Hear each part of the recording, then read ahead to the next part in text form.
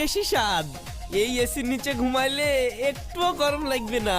আসো আসো বসো, দেখো কি সুন্দর হাওয়া। ছাড়ো, দাঁড়াও, তোমাকে এসির হাওয়া খাওয়াচ্ছি। আরে কোথায় গেলা? দাঁড়াও দাঁড়াও। আরে আরে তুমি রেগে যাচ্ছ কেনে? চলো তোমাকে এসির হাওয়া খাওয়াবো। এসির হাওয়া তুমি বেশি করে খাওগা। আরে এই দেখো আমি বাপের বাড়ি চলে গেনু, যতদিন না এসে কিনবা ততদিন আমি আসবো না। মা আমিও যাব। এত কষ্ট করে যখন এসি কিনতে পারলাম না, তখন এক কাজ করি, আমাদের এই গাছটা কেটে ফেললি, এই গাছটা বেচলি 50-60 হাজার টাকা হয়ে যাবে, ওই দিয়ে এসি কিনবো। তোকে বেচলে একটা এসি আসবে রে, এই গরমে আর পাচ্ছি নি, আমাকে ক্ষমা করিস। এই লাও তুমি কাটা শুরু করো। কি রে লাতি, এই গাছটা বেচি দিচ্ছিস নাকি? হ্যাঁ গো দাদু, তোমার লাতি বৌমা এই গরমে আর থাকতে পারছে না, তাই এই গাছটা বেচে দিয়ে একটা এসি নিব।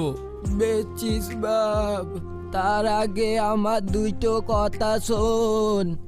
জানিস তুই তো দূরের কথা, তোর বাপও তখন জন্মায়নি, তখন তো দাদু এই গাছটা লাগিয়েছিল।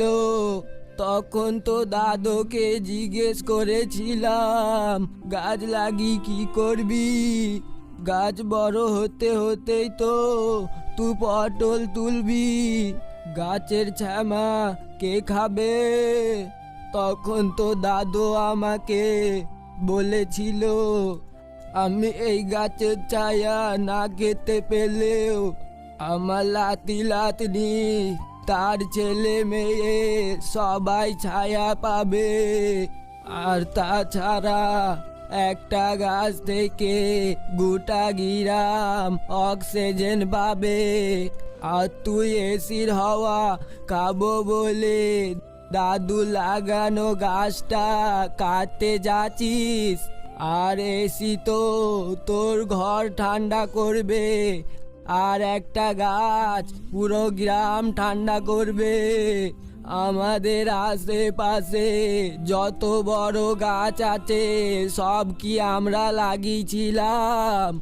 আমরা লাগাইনি, আমাদের বাপ দাদু লাগি থুই গেছিল বলে ওই গাছের ফল খাচ্ছি, জামায় বসতে পাচ্ছি, অক্সিজেন পাচ্ছি।